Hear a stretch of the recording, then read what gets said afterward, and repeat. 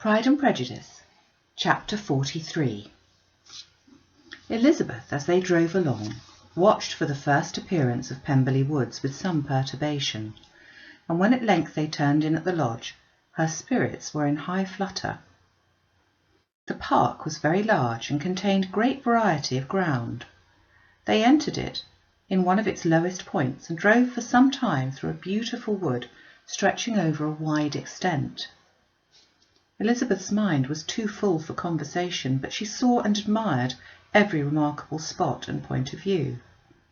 They gradually ascended for half a mile, and then found themselves at the top of a considerable eminence, where the wood ceased, and the eye was instantly caught by Pemberley House, situated on the opposite side of a valley, into which the road with some abruptness wound.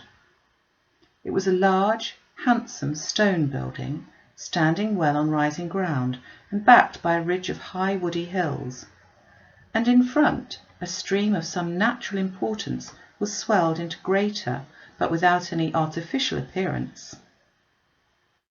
Its banks were neither formal nor falsely adorned. Elizabeth was delighted.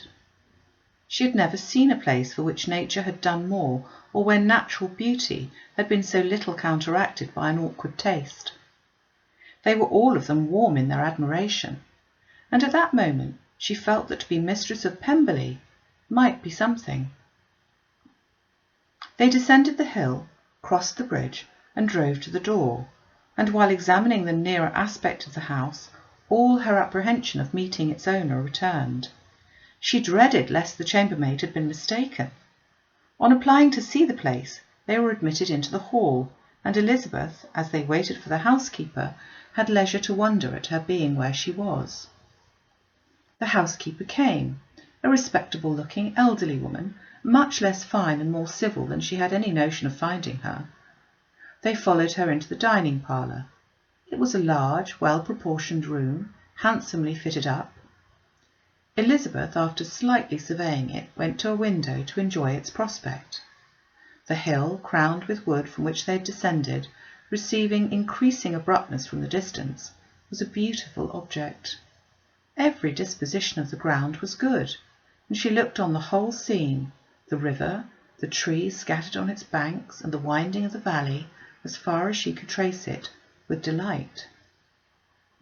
As they passed into other rooms, these objects were taking different positions, but from every window there were beauties to be seen. The rooms were lofty and handsome, and their furniture suitable for the fortune of their proprietor, but Elizabeth saw, with admiration of his taste, that it was neither gaudy nor uselessly fine, with less of splendour and more real elegance than the furniture of Rosings. And of this place, thought she, I might have been mistress. With these rooms I might now have been familiarly acquainted.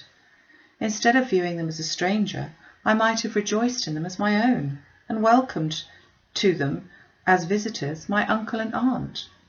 But no, recollecting herself, that could never be. My uncle and aunt would have been lost to me. I should not have been allowed to invite them. This was a lucky recollection. It saved her from something like regret.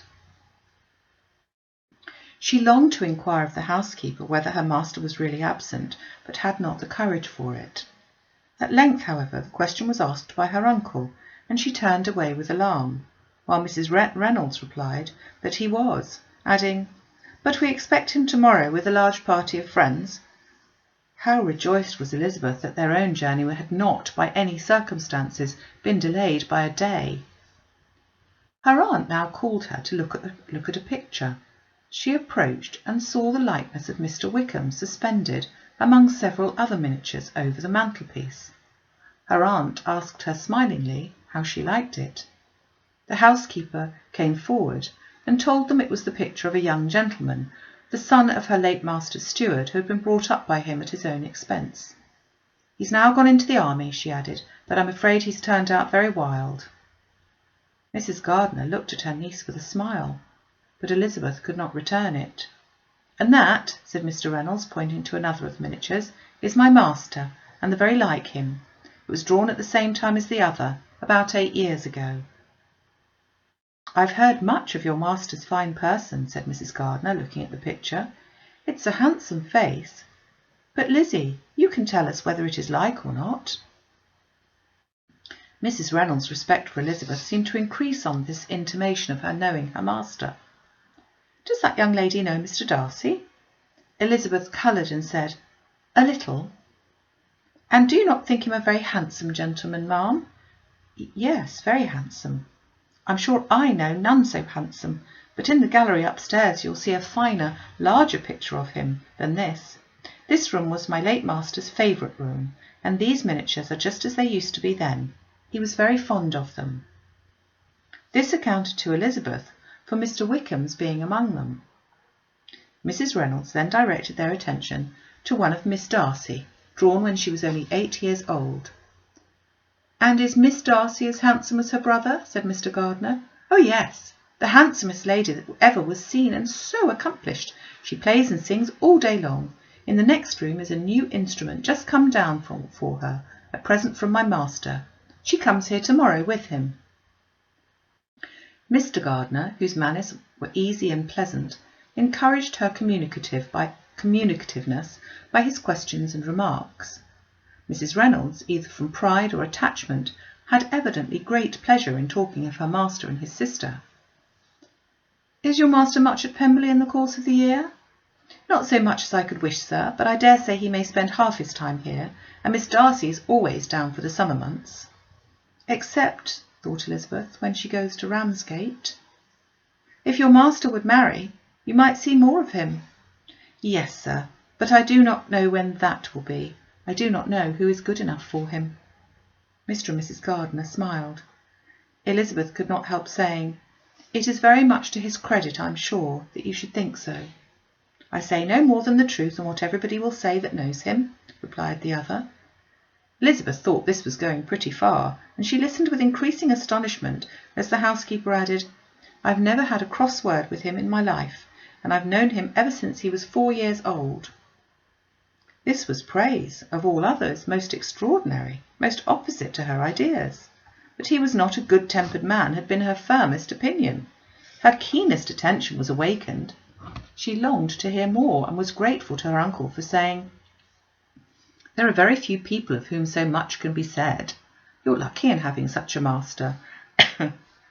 "Yes, sir, I know I am. If I were to go through the world I could not meet with a better, but I've always observed that they who are good-natured when children are good-natured when they grow up, and he was always the sweetest tempered, most generous-hearted boy in the world."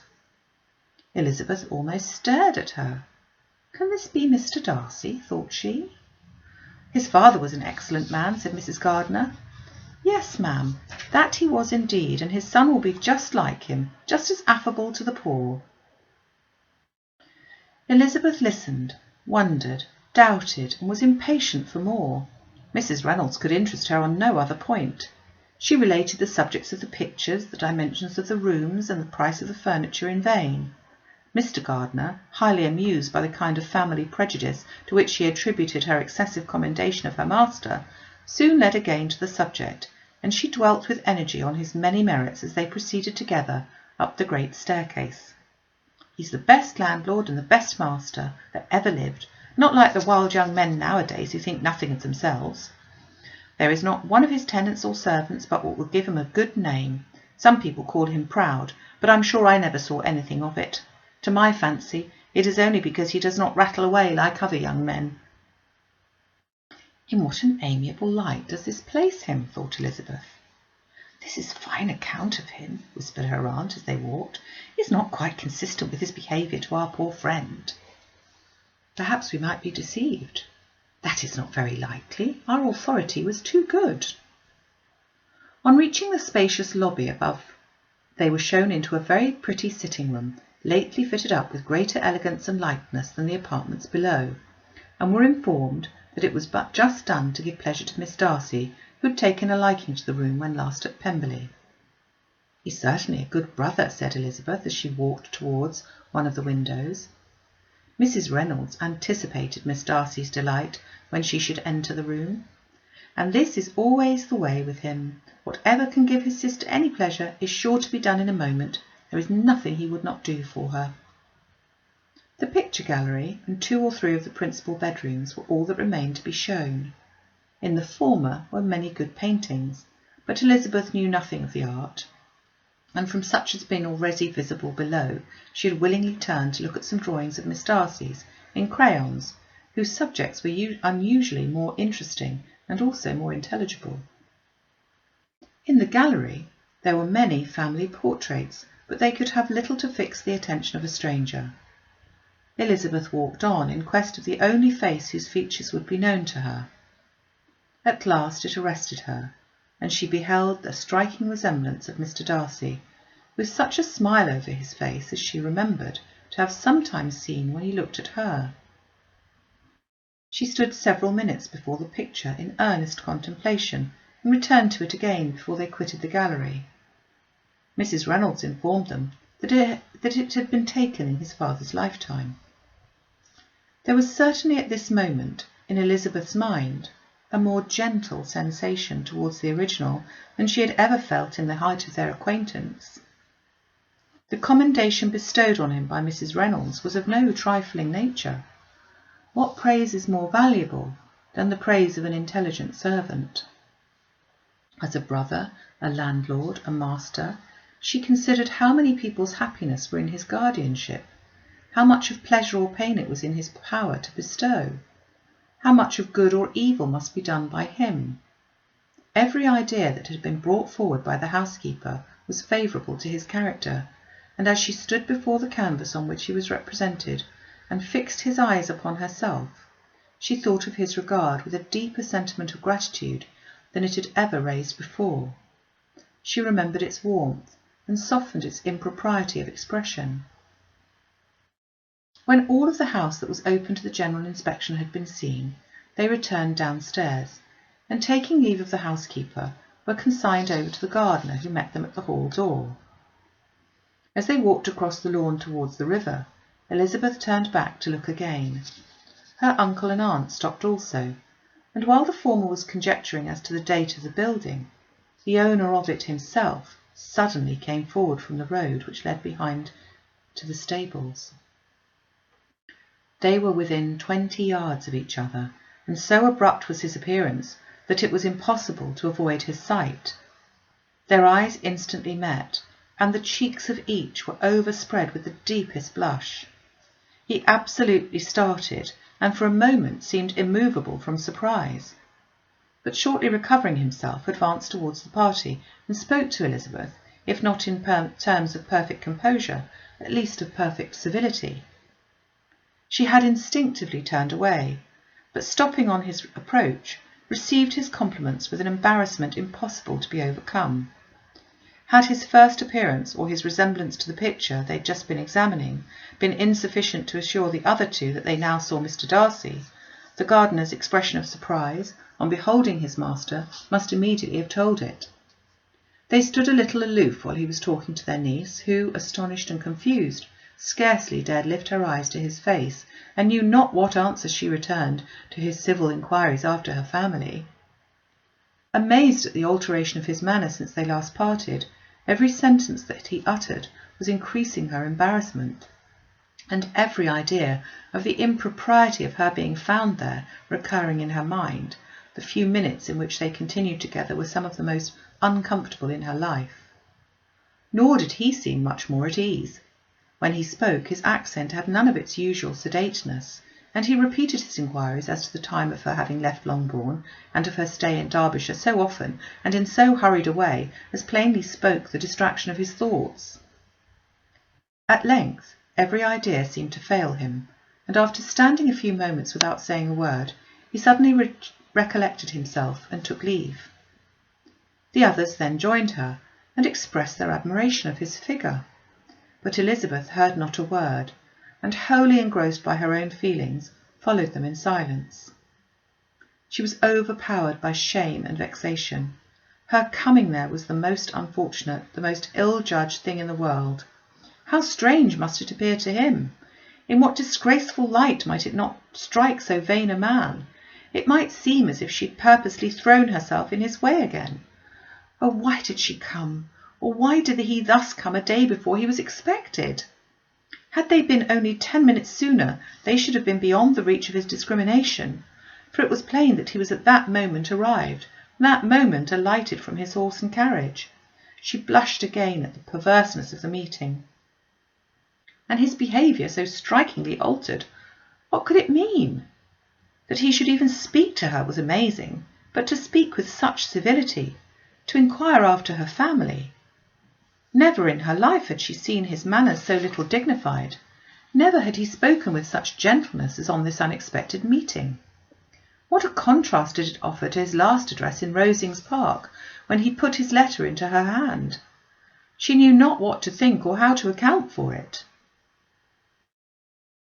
They had now entered a beautiful walk by the side of the water, and every step was bringing forward a nobler fall of ground, or a finer reach of the woods to which they were approaching.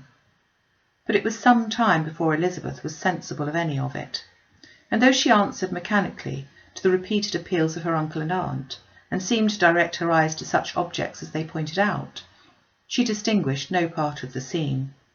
Her thoughts were all fixed on that one spot of Pemberley House, whichever it might be, where Mr. Darcy then was. She longed to know what at that moment was passing in his mind, and what manner he thought of her, and whether, in defiance of everything, she was still dear to him. Perhaps he had been civil only because he felt himself at ease, yet there had been that in his voice which was not like ease. Whether he had felt more of pain or of pleasure in seeing her, she could not tell, but he certainly had not seen her with composure. At length, however, the remarks of her companions on her absence of mind aroused her, and she felt the necessity of appearing more like herself. They entered the woods, and bidding adieu to the river, for a while ascended some of the higher ground, whence in spots where the opening of the trees gave the eye power to wander, were many charming views of the valley, the opposite hills with the long range of woods overspreading many, and occasionally part of the stream. Mr. Gardiner expressed a wish of going round the whole park, but feared it might be beyond a walk. With a triumphant smile they were told that it was 10 miles round. It settled the matter, and they pursued the accustomed circuit, which brought them again after some time in a descent among hanging woods to the edge of water and one of its narrowest parts. They crossed it by a simple bridge.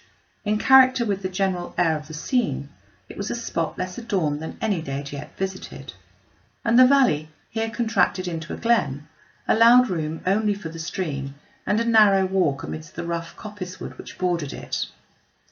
Elizabeth longed to explore its windings, but when they had crossed the bridge and perceived their distance from the house, Mrs. Gardiner, who was not a great walker, could go no further, and thought only of returning to the carriage as quickly as possible. Her niece was therefore obliged to submit, and they took their way towards the house on the opposite side of the river, in the nearest direction. But their progress was slow, for Mr. Gardiner, though seldom able to indulge to the taste, was very fond of fishing, and was so much engaged in watching the occasional appearance of some trout in the water and talking to the man about them, that he advanced but little.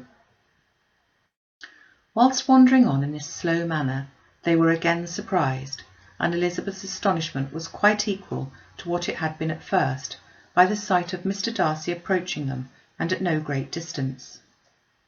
The walk being here less sheltered than on the other side, allowed them to see him before they met. Elizabeth, however astonished, was at least more prepared for an interview than before, and resolved to appear and speak with calmness if he really intended to meet them. For a few moments, indeed, she felt that he would probably strike into some other path. The idea lasted while a turning in the walk concealed him from their view. The turning past, he was immediately before them. With a glance, she saw that he had lost none of his recent civility, and, to imitate his politeness, she began as they met to admire the beauty of the place. But she had not got beyond the words delightful and charming, when some unlucky recollections obtruded, and she fancied that praise of Pemberley from her might be mischievously construed. Her colour changed, and she said no more. Mrs. Gardiner was standing a little behind, and on her pausing, he asked her if she would do him the honour of introducing him to her friends. This was a stroke of civility for which she was quite unprepared, and she could hardly suppress a smile at his being now seeking the acquaintance of some of those very poor people against whom his pride had revolted in his offer to herself. What will be his surprise, thought she, when he knows who they are? He takes them now for people of fashion. The introduction, however, was immediately made, and as she named their relationship to herself, she stole a sly look at him to see how he bore it, and was not without the expectation of his decamping as fast as he could from such disgraceful companions.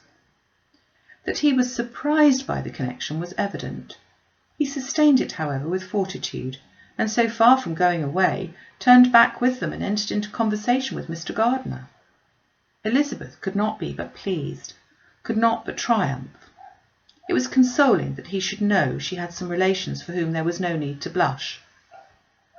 She listened most attentively to all that passed between them, and gloried in every expression, every sentence of her uncle, which marked his intelligence, his taste, or his good manners. The conversation soon turned upon fishing, and she heard Mr. Darcy invite him, with the greatest civility, to fish there as often as he chose, while he continued in the neighbourhood, offering at the same time to supply him with fishing tackle and pointing out those parts of the stream where there was usually most sport. Mrs. Gardiner, who was walking arm in arm with Elizabeth, gave her a look expressive of her wonder. Elizabeth said nothing, but it gratified her exceedingly. The compliment must be all for herself. Her astonishment, however, was extreme, and continually was she repeating, "Why is he so altered? From what can it proceed? It cannot be for me, it cannot be for my sake, that his manners are thus softened. My reproofs at Hunsford could not work such a change as this. It is impossible that he should still love me." After walking some time in this way, the two ladies in front, the two gentlemen behind, on resuming their places after descending to the brink of the river for the better inspection of some curious water plant, there chanced to be a little alteration. It originated in Mrs. Gardiner, who, fatigued by the exercise of the morning, found Elizabeth's arm inadequate to her support, and consequently preferred her husband's. Mr. Darcy took her place by her niece, and they walked on together. After a short silence, the lady first spoke.